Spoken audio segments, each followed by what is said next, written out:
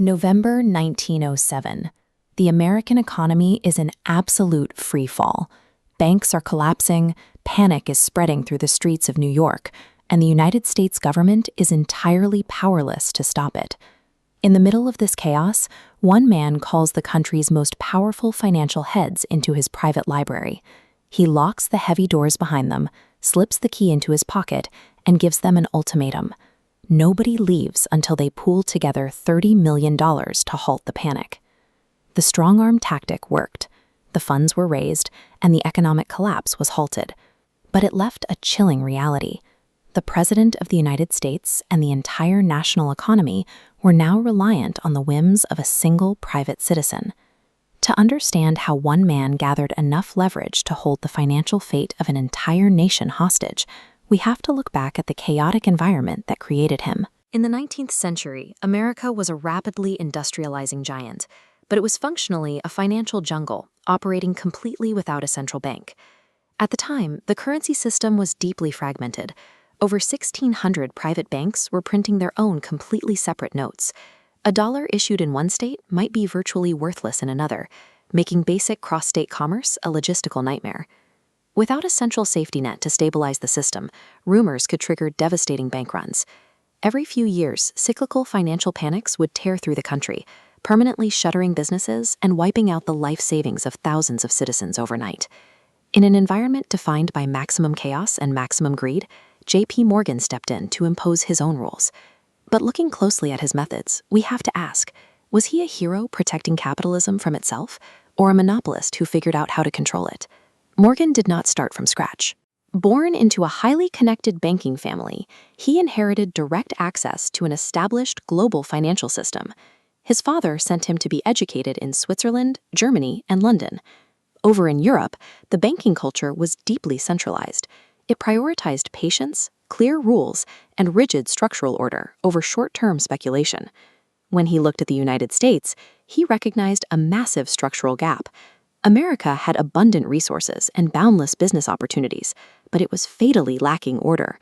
While the average businessman tried to build wealth in a stable, predictable market, Morgan developed a strategy to thrive during economic crashes. When financial markets crash, assets become cheap and business owners become desperate. Desperation provided the greatest possible discount, allowing Morgan to buy up the broken, bankrupt pieces of the American economy and reconstruct them under his absolute control. By the late 1800s, the railroad boom had become the backbone of the American economy, but aggressive expansion led to hyper-competition. Rival rail lines were laying parallel tracks on the exact same routes, bleeding cash just to destroy one another. In 1885, Morgan decided to step in. He lured the feuding presidents of the two biggest railroad companies onto his private steam yacht, the Corsair. He kept them on the water, refusing to let them disembark until they agreed to sign a definitive peace treaty. This became his signature tactic, a process officially dubbed Morganization. He approached failing companies and injected European capital to keep them afloat. In exchange, he seized board seats, fired the existing management, and forced rival businesses to merge. On the surface, it looked like a financial rescue, but by eliminating all the chaotic competition, he artificially drove up shipping prices. Within a few decades, Morgan directly or indirectly controlled roughly 1/3 of the entire American railroad network. With transportation under his thumb, Morgan faced a new threat to his carefully ordered system, Andrew Carnegie. As the undisputed steel king, Carnegie owned the iron mines, the coal fields, and the mills.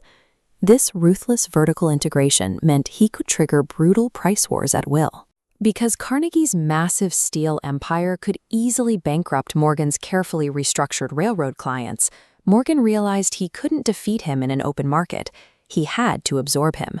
In 1901, Morgan sent an emissary to offer a buyout. Carnegie thought it over, scribbled a single number on a scrap of paper, and sent it back. Without a moment of hesitation, Morgan accepted the price tag of $480 million. Morgan immediately merged Carnegie Steel with 9 other major companies. He placed this consolidated entity under one umbrella, creating United States Steel, the world's very first billion-dollar corporation. He no longer sold steel or train tickets. By acting as the sole architect of America's heaviest industries, Morgan's true product was dependency. Which brings us right back to the locked library during the panic of 1907. Outside those doors, the stock market had crashed by 50%. Panicked crowds flooded Wall Street as major trust companies completely collapsed, draining millions of dollars in a matter of hours. When Morgan forced the country's banking elite to cough up the cash to halt the panic, he was not acting out of national patriotism. His railroad lines, his steel mills, and his banks were so deeply interconnected that a systemic collapse would have shattered his own empire. It was a successful rescue, but a terrifying reality check. A private citizen sitting in a reading chair was deciding which American corporations would survive and which would be allowed to die, wielding an authority that completely bypassed the elected government. The aftermath of 1907 forced the nation to confront an uncomfortable truth. Relying on a singular private savior meant bowing to a monopoly. To ensure that no single individual could ever hold the national economy hostage again, the United States government stepped in. In 1913, they established the Federal Reserve System to act as the permanent central authority. Morgan traded the chaotic volatility of the 19th century for the cold, calculated order of centralized control. His legacy leaves us with a question: who exactly holds that kind of power today?